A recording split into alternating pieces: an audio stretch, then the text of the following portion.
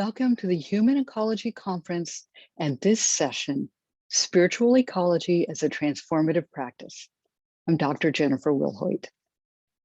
We are still in the midst of a global pandemic. We recognize and grieve the increasing impacts of climate change, systems of gross structural inequities, and divisiveness of grand proportions. But these crises offer us an opportunity to craft healthier responses to the challenges we face.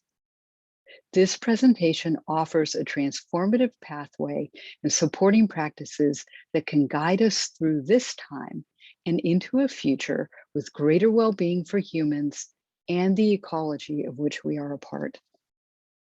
Using spiritual ecology as a framework, I will offer theory as well as action steps based on 25 years of experience, research, writing, and mentoring others in spiritual ecological structures. Spiritual ecology, born from the intersection of academia, conservation, and religion, asserts that there is a spiritual aspect to the ecological crises we face. Most importantly, spiritual ecology is an exploration of this spiritual dimension. This integration of scholarship, scientific work in ecological settings, and environmental work by various faith traditions embraces the cognitive, practical, and inspirational modes necessary for transformation. We can also be transformed personally as individuals when we actively engage our physical, emotional, mental, and spiritual connections with the body of this living earth. Llewellyn Vaughan Lee, the founder of the modern spiritual ecology movement, says, quote, "Our separation from the natural world has left us bereft of any instinctual connection to the spiritual dimension of life, the connection between our soul and the soul of the world, the knowing that we are all part of one living spiritual being. It is this wholeness that is calling to us now, that needs our response. It needs us to return to our own root and rootedness, our relationship to the sacred within creation. Only from the place of sacred wholeness and reverence can we begin the work of healing, of bringing the world back into balance." End quote. A few of the core values of spiritual ecology include interconnectedness, reverence, service, and reciprocity. For each of these, I'll offer an example of how we can experience them in everyday life. These practices are simple behaviors that we can do repeatedly and over time to help us deepen and enrich our relationship with the non-human living world around us. The value of interconnectedness in spiritual ecology refers to our experiential oneness with the natural world.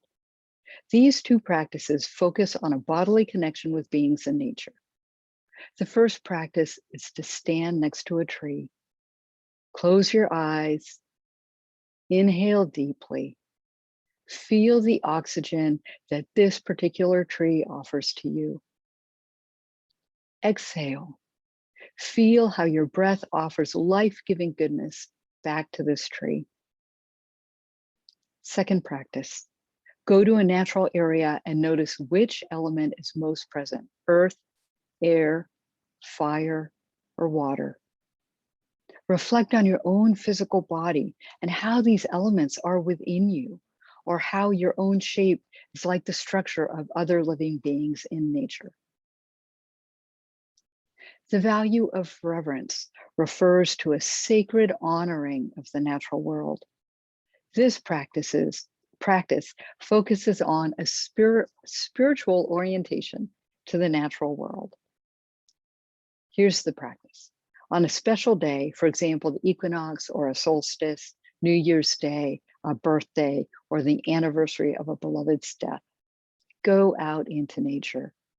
Using just the items you find fallen on the ground there, make a beautiful altar, cairn, or pattern. For example, make a spiral shape out of shells on a beach, or a wreath of leaves and pine cones in a forest. Dedicate this creation to the person, holiday, or special occasion you're honoring. The value of service in spiritual ecology refers to our helping action on behalf of the natural world. This practice focuses on coming to an insight, mental clarity about doing something for nature. So here's the practice. Spend several minutes journaling your response to the question, what can I do to advocate for the non-human living beings, the natural world, who surround me here? When your writing illuminates something you can do on behalf of Earth, take at least one step toward that action today. Finally, the value of reciprocity refers to a mutually benefiting exchange with the natural world. These practices focus on emotionally connecting to the natural world in a give and take sort of way. The first practice is to sit outside and engage in conversation with the natural world. After a few minutes of being near and focusing on a particular plant or animal, say something to him or her. Then be quiet for a few moments and listen to see if you can hear what she or he is conveying in response to you. Remember that communication can be nonverbal, so please be sure to pay attention to the being's movements or stillness, scent, sound, etc. The second reciprocity practice is to simply begin thanking the non-human living world for something she has given you. This can be done anytime and anywhere. Perhaps when you encounter a flower in bloom, you could inhale its sweet scent and then whisper, thanks. Maybe when the sun warms your skin, you say thank you. You could also do this practice every day by making a short gratitude list of every non-human being you met that day and why you are grateful for their presence in your life. In conclusion, spiritual ecology is a sacred response to our ecological crisis, and it asks that we move into abiding relationship with the body of Earth.